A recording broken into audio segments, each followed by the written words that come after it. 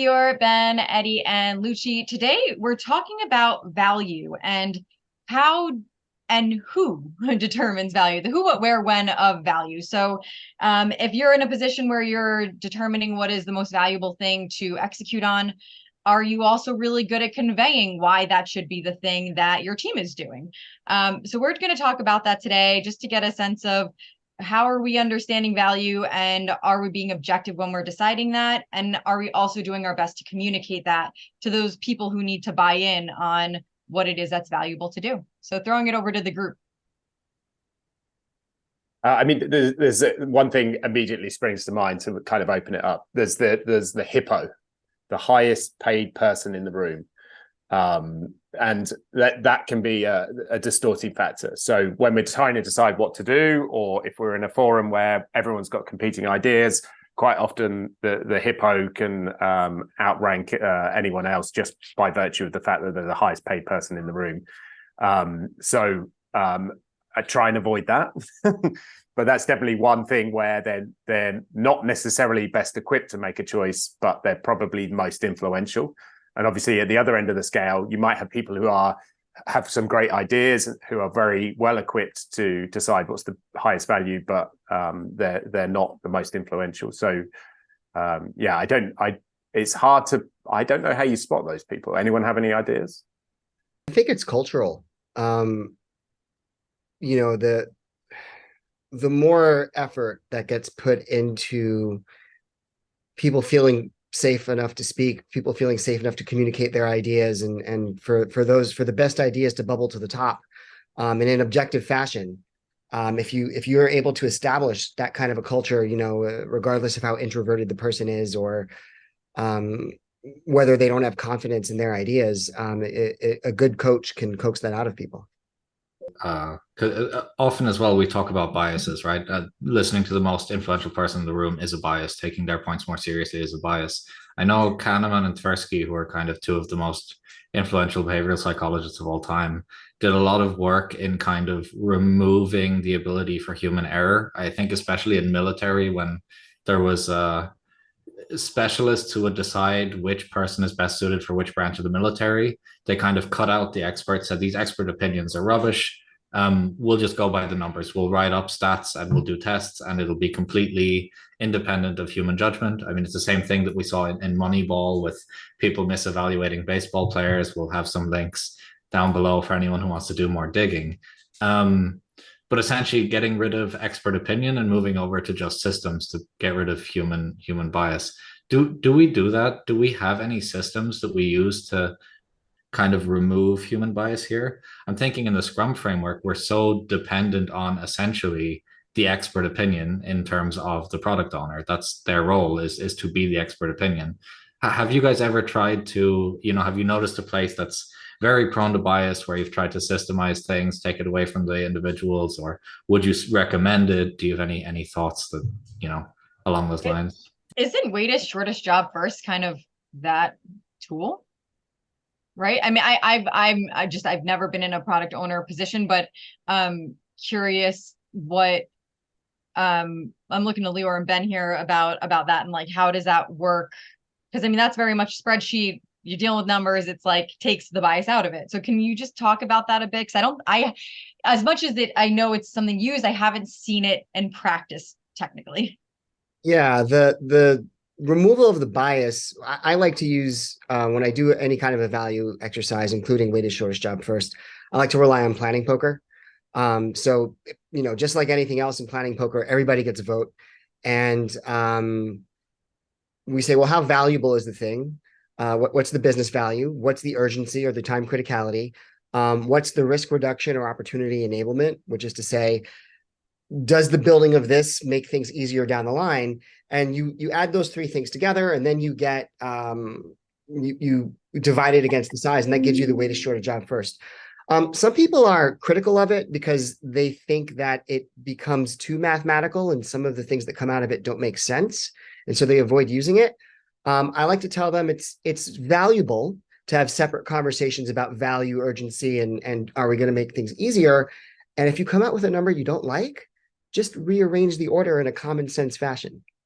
The problem with that is I think where do you so absolutely, like it tries to remove bias, but where are you removing bias versus where are you introducing noise? So you may be, in that instance, removing bias that the product owner now isn't 100% of the weight that is split amongst the team. But if the team really have no idea about the business impact or the urgency of something, you're just adding in a whole bunch of noise into the equation. So you now ended up with an average of what the product owner wanted because it's split between a whole bunch of other things. The other tool that some people use is hypothesis-driven development. So a statement, explicit statement of, if we do this, then we expect this to happen.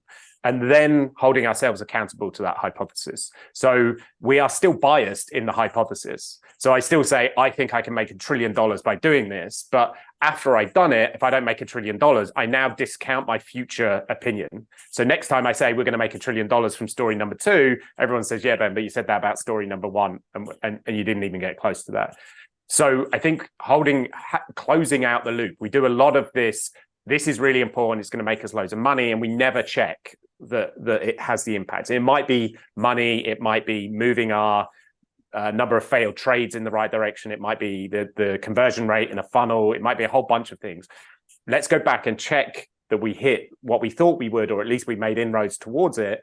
And now we have a basis for, is that bias opinion about what we should do next? Or is that an educated opinion because this person has been right 4 or 5 or 6 times before then? Yeah, that's a cultural thing too. I've worked at many places where I've been shocked at the fact they just never do that. Oh yeah, the product released. Did it meet the CBA? How did it do? Oh no, we don't check that. What do you mean? Well, nobody wants to figure out that they failed. No one wants that to be visible. How do you learn anything? And what happens with accountability? Does the team hold any accountability? How do they? I don't know. What happens? Yeah, I'm speaking more on a higher level, like on the successful launch of a product that spans multiple teams. So it blew my mind that these business leaders were too afraid to look at whether or not they met the cost benefit analysis or whatever they used to determine the green lighting of an initiative. And they never went back to look to see how they could learn and improve what their strategies are. Because essentially at that point too, you could look at what happened and then you could look at the cost that it made to make the thing happen. And if those two numbers don't match in the right way, well, then someone just could have potentially cost the company a lot of money, I guess. But sorry, my question is, if they don't look to those numbers, what happened or what happens? Nothing? Nothing. Quite often nothing. Quite often nothing happens. We just go through the cycle over and over again. I think the one way to your first question about, does the team hold the product owner accountable? I think it's hard because of the power dynamic. But I think the team can influence the product owner softly. So they can say, how will we know? Like, and you could write your user stories, and we will know when ... and we will know when this number moves here.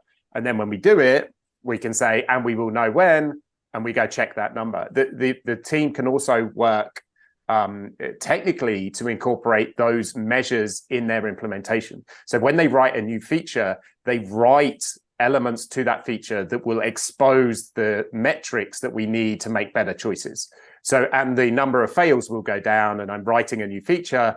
I have a way of piping to a log file the number of fails, which can then be displayed on the board. We release the feature. Does it go down? Does it go up?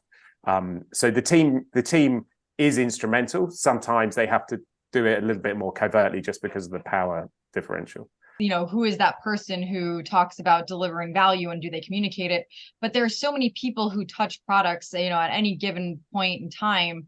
And it sounds like at any time, maybe someone on the dev team could say, hey, actually, I think we could get more users on if we did X, Y, Z. And just even that little bit of advice, if they feel empowered to say something to the product owner, hey, if we do it this way, I think, we could get more bang for our buck. You're not just talking about one person anymore. You're talking about if many people feel empowered enough then you could potentially have a really incredible product, because you're getting people who are okay to speak up, feel comfortable, and within reason to experiment with something that might get more users or customers, whatever it is that you're looking to do. All right, well, that's all the time we have. Lior, Lucci, Ben, and Eddie, thank you so much. We're so curious to hear from you, your viewers. Please let us know in the comments below. What do you think? How do you communicate when you think something's valuable? We'd love to hear from you. And please don't forget to subscribe to our channel. We've got more videos for you. We'll see you next time.